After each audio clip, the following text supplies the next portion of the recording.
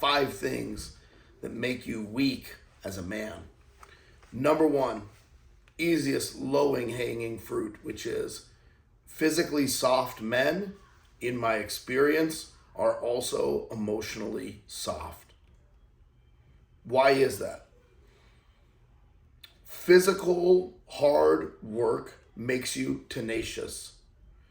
When your body tells you not to do something because it's painful or it's exhausting or you could fail, your mind has to take over the inclination and the words, the groaning of the body, and your mind has to tell your body what it is going to do in no uncertain terms.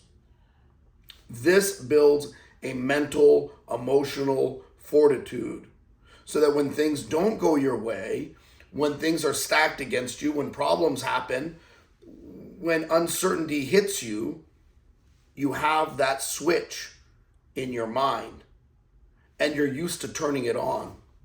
That switch to turn it on and say, adversity, no problem.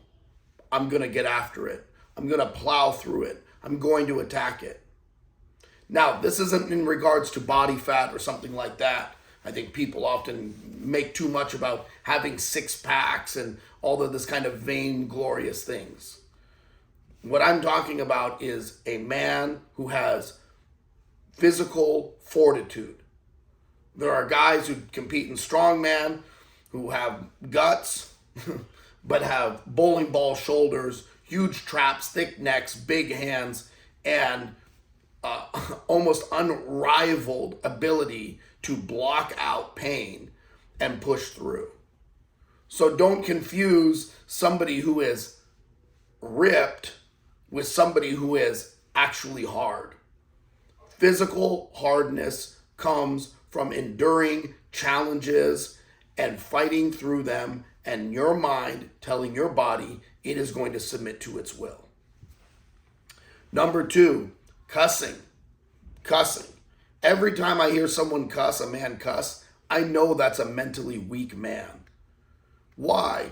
Because when somebody cusses, they're expecting you to carry the burden of their fragility. They're upset, they're angry, they're reacting in an emotionally exaggerated way. And the only way for them to cope with that is to let off all these swear words and kind of dump it on you. You know, when somebody says, David Goggins, he's so hard. When I hear that man talk, forgive me, that doesn't sound like a man who has it reined in. That sounds like a man whose emotions just fly off the fence. You know, he's just overboard with his emotional reaction to things. This isn't healthy. This isn't normal. This isn't stability. Men should not be talking about things that bother them too much. Men should not be getting frustrated too often. Even frustration, even when I hear myself get frustrated sometimes, I go, that is weakness. That is me seeing something that is out of my control and being a victim to what is out of my control and allowing it to rock my stability. Number 3, smiling too much. Smiling too much. There's a saying in Russia, if you see a person smiling in the streets, they are either mentally defective or they're American. You know, in American culture, it's all about being happy all the time, smiling, putting off of this air of, I'm happy with everything in life. That's not reality. There's a time and a place to be sober and to be sober-minded, and that is most of life. You know, my wife used to talk to me. I would finish serving the Divine Liturgy, and I would come out of the altar, and she said, you look like almost like you're angry. And I'm like, I'm not angry, but I've just spent 2 hours interceding before God for the people, calling on his mercy. That's sobriety. That's soberness. That's firmness of character. That isn't la-di-da smiling all the time. Life is serious. Salvation is serious. We should have a serious disposition. Does that mean that we smile? Absolutely. Does it mean that we tell jokes? Absolutely. Can we be lighthearted at times? Sure. But going around and being lighthearted all the time is not befitting a man. A man has to be dialed in and focused on his salvation, saying the Jesus prayer, being in a state of repentance, keeping himself emotionally grounded, being focused on eternity, and then he has times where he can let loose. This is also why a man needs to make eye contact. When you make eye contact, you're allowing other people to look into you. And when you look into them, you should not be afraid of them looking back into you. You should have a resolve and an understanding and acceptance for who you are as a person that is not afraid of what other people's judgments, thoughts, or cares are for you. Number 4, not having a schedule.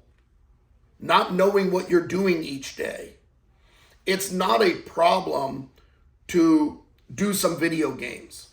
It's not a problem to watch a show or a movie on Netflix. It's not a problem to sit down with a book. Okay? The problem becomes when it's out of balance and it's not prearranged. It's not scheduled. And when it's binging, when it's escapism, when it's just too much. A man should have a set of tasks that he knows he needs to accomplish every day. My goal right now is to actually text message myself 4 or 5 goals every single night before I go to bed, so that I have those things that are focused in my mind that I need to check off and accomplish for the day. And not only that, ideally, a man has a time he goes to bed, he has a time that he wakes up, he knows when he's going to eat, he eats on a scheduled time, he has everything dialed in an orderly fashion. This is what you see when you go to a monastery. To me, a monastery is the kind of pinnacle of when everything is controllable and right, how it should look. And whenever you go to a monastery, there's one common theme, which are they are very orderly. They have a schedule, they have days, they have commitments, they have a daily schedule, a weekly schedule, monthly schedule. Everything is laid out in advance. And a man needs to know what he's doing when he's doing it. The worst thing in the world is for a man to wake up and not know what he's supposed to be doing or where he's supposed to be going or what he's supposed to be accomplishing. Every man should be waking up knowing, number 1, I have allocated enough time to pray, and my number 1 job is to pray. And number 2, at the end of the day, I have allocated enough time to pray, and I know what time I need to pray and what time I need to accomplish these things. That's number 4. Number 5, not being vulnerable. Not being vulnerable.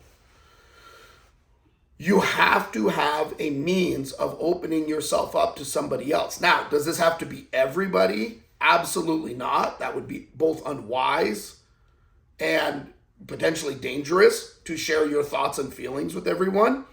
But you need to find at least one person in your life that you can share everything with. I remember when I was in my mid-20s and I really began to realize how juvenile I was as a person.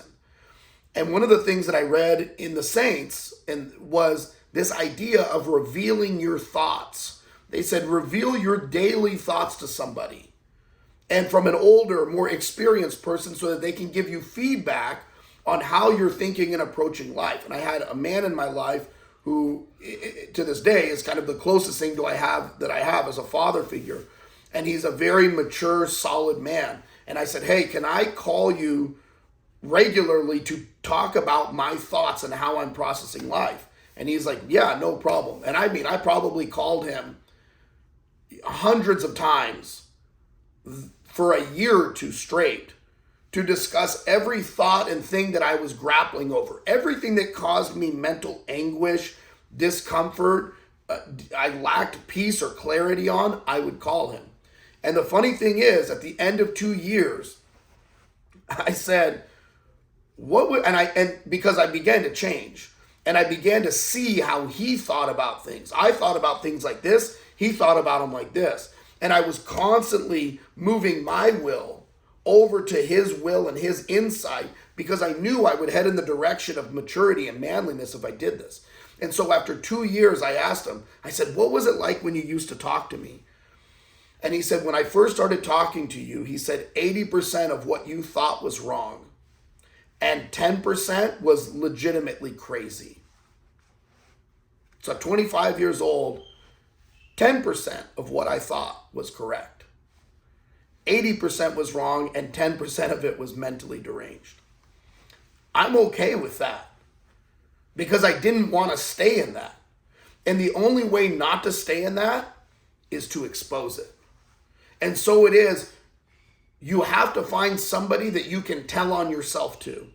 You can say, hey, I'm having these crazy thoughts or these crazy feelings, or I'm processing this and it's giving me a lot of anguish. Help me out. Tell me what to do. And with this gentleman that I did this with, when I would call him on the phone, I'd say, hey, I've got an issue. He'd say, okay, shoot. I would lay out the issue, the problem, the discomfort, whatever it was. I'll give you an example. One time I called him and I said, okay, I'm upset. I got something going on. He goes, shoot, what's happening? I asked my wife not to buy more than one pair of shoes. She went out and bought 3 pairs of shoes on the credit card and she justified it somehow in this whole thing and blah, blah, blah, blah, blah. And I'm, livid at the time. And he said, okay, this is what he would always say. Okay, are you ready for feedback? And I'd say, yes. Whatever he told me at that point was gospel truth. I just took it and ran with it because anything he offered was better than what I had. And I remember in that situation, he said, okay, are you ready? And I said, yes. And he said, there's only room in the marriage for one wife. And what he was saying was, one person in the marriage may complain, may get upset, may get flustered, may get overwhelmed, may do things, and that we allow to be the wife. You're the husband. Stop acting like this. And as soon as he said that, I said, okay, I got it. I'll dial it in. I'll figure it out. I'll find a solution. That's the key. That's the key. Winners find a solution in life. And you've got to surround yourself with people who can show you how to win at life. They've got good marriages. They've got good children. They've got good careers. They have a good work ethic. They're servants. They pray. They're at church. They're in the services. Maybe they're your priest also. All of those factors you want to glean and grab from them. And so you have to open yourself up to their direction. And you have to open up yourself to following what they tell you to do and treating it in high regard. May God bless you. I pray this video strengthens you as a man and that you may enter more fully into your manliness.